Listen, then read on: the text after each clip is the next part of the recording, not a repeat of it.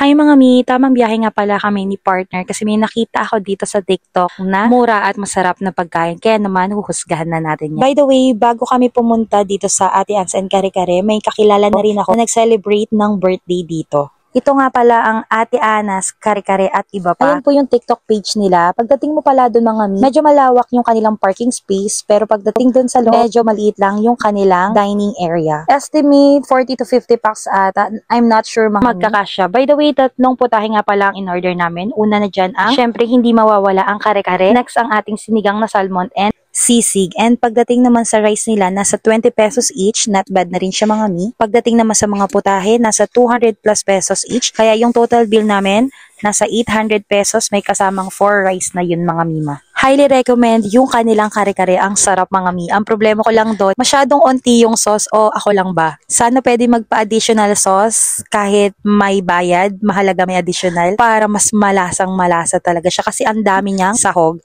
Next naman natin yung kanyang sisig. Yung sisig namin hindi na ako nagpalagay ng mayo. Yung kanila dapat may mayo talaga yun mga mi. Pero pwede mo naman sabihin na wag na magpalagay. And pagdating sa sisig, ang sarap. Medyo nagkakahawig siya sa Chekos. Kung nakakain na kayo sa Chekos. And one of my favorite sisig is from Chekos talaga. Kaya sabi ko ay ang sarap ng lasa. And last but not the least, yung kanilang sinigang na salmon.